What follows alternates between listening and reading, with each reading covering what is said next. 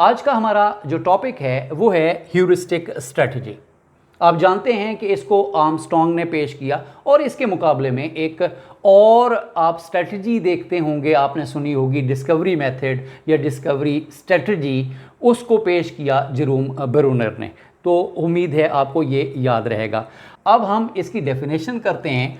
तो ये Greek word ह्यूरिस्कीन से डिराइव्ड है और जिसका मतलब होता है टू एक्सप्लोर और डिस्कवर।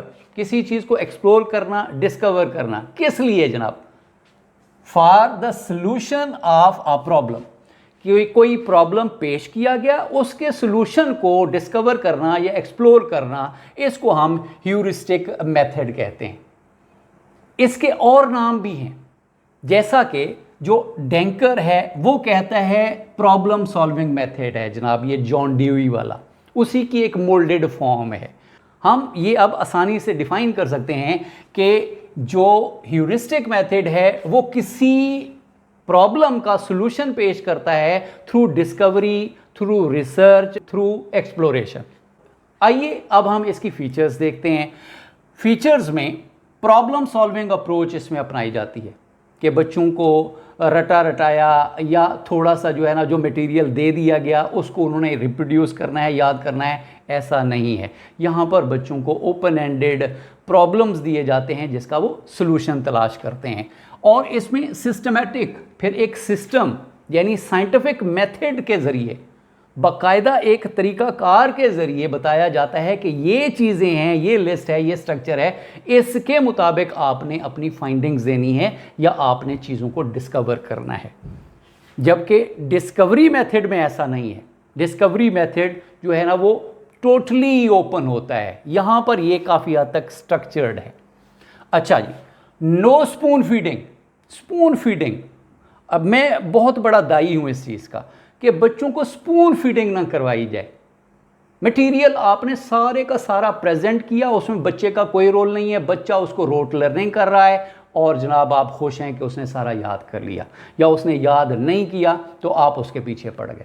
नहीं, बच्चे को आपने स्पून फीडिंग बिल्कुल नहीं करवानी, उसको एक्सप्लोर करने देना है, उसको चैलेंज, जब वो चैलेंज अचीव करेगा, खुद से चीज़ों को डिस्कवर करेगा, तो उसकी जो सैचुरेशन है वो बहुत ज़्यादा होगी और उसका इंटरेस्ट कायम रहेगा सब्जेक्ट के अंदर। जबकि स्पून फीडिंग में सारा कुछ हम जब उसको दे देते हैं तो पीछे स्टूडेंट के करने का कुछ नहीं होता, इसलिए स्टडीज़ उसके लिए डल और बोरिंग हो जाती हैं।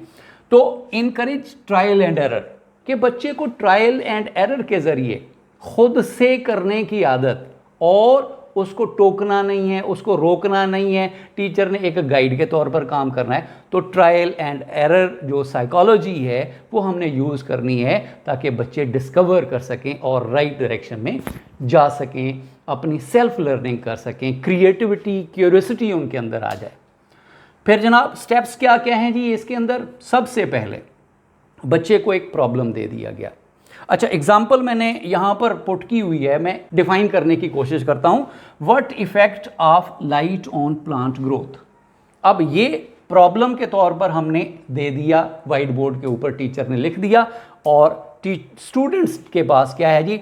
स्टूडेंट्स में यूज़ लाइब्रेरी से पहले वो सर्च कर लें, देख लें कि प्लांट ग्रोथ में जो लाइट का किरदार है उसके बारे में जो ऑलरेडी अवेलेबल लिटरेचर है या जो नॉलेज है वो क्या कहता है, वो उसके बारे में थोड़ा सा लाइब्रेरी से ऑनलाइन कोई वीडियोस के ज़रिए वो मालूम करेंगे। उसके बाद जनाब इंटरनेट के ऊपर भी जा सकते हैं वो। लेबॉर्ट्री में, अब लेबॉर्ट्री के अंदर करना है या ओपन, अब जो प्लांट की लाइट का है उसको कुछ सायादार जगह में रखेंगे, कोई दूसरे होंगे उसको लाइट में रखेंगे, यानी दूसरे प्लांट्स होंगे, तो वो एक्सपेरिमेंटेशन करना शुरू कर देंगे। टाइम लिमिट हम उनको लगा देंगे कि जी इतने दिनों के बाद आपने क्या क्या आपकी रीडिंग्स हैं और क्या ऑब्जर्वेशंस हैं ये आपने लिखनी है और हमें बतानी है। स्टूडेंट्स फाइंड पॉसिबल सोल्यूशन, जो हमने प्रॉब्लम दिया उसका सोल्यूशन देंगे कि जी हाँ वाकई लाइट का एक बहुत बड़ा एनर्जी क्रिएट करने में, एनर्जी बनाने में लाइट का बहुत बड़ा किरदार है, तो वो अपना सोल्यूशन पेश कर देंगे। टीचर क्या करेगा? दोबारा मैं बता रहा हूँ कि टीचर स्पून फीडिंग नहीं करेगा। हर मटेरियल उठा के नहीं दे देगा कि इसका ये जवाब है, इसका ये आंसर है, नहीं। स्टूडेंट्स ने खुद से एक्सप्लोर करना है। टीचर जहाँ कहीं स्टूडेंट्स को हर्डल पेश आ रही है, रिसोर्सेज उनको ढूंढ के देगा, उनको बताएगा यहाँ से आप हेल्प ले सकते हैं। तो टीचर गाइड और स्टेज सेटर का काम करेगा जी। अब इसकी यहाँ मैंने एग्जाम्पल को पुट करके आपको समझा दिया। अब हम देखते हैं इसके डिसएडवांटेजेस क्या हैं। टाइम कंज्यूमिंग बहुत ज़्यादा है, तो आपको वेट करना पड़ेगा। उधर तो आपने गाइड बुक पे आपने क्वेश्चन का आंसर बता दिया, बच्चों ने याद कर लिया, लेकिन यहाँ पर उन्होंने प्लांट रखना है, उसको ऑब्जर्व करना है। 2 दिन लग सकते हैं, 5 दिन, 7 दिन, 10 दिन या 1 महीना भी लग सकता है। तो ये एक सिंपल सी क्वेरी के लिए। उसके बाद जी, not suitable for slow learners, क्योंकि स्लो लर्नर्स के अंदर क्रिएटिविटी की वो सलाहियत नहीं होती, इसलिए डिस्कवरी में, रिसर्च में उनको प्रॉब्लम हो सकता है। तो यहाँ पर टीचर का किरदार आ जाएगा कि टीचर उनको कुछ ज़्यादा सपोर्ट दे देगा। जो विगट्स्की का आइडिया है ना, जो स्केप फोल्डिंग, जिसको जितना ज़रूरत है उसको उसके मुताबिक दी जाए, लेकिन एफर्ट वो खुद करें और अपनी बिल्डिंग खुद कंस्ट्रक्ट करें। एंड प्राइमरी क्लासेस के लिए भी ये सूटेबल नहीं है, छोटी क्लासों का लेवल छोटा होता है, इसलिए यहाँ पर ये सूटेबल नहीं है। ये थी आज की मुख्तसर लेकिन बड़ी इम्पॉर्टेंट वीडियो।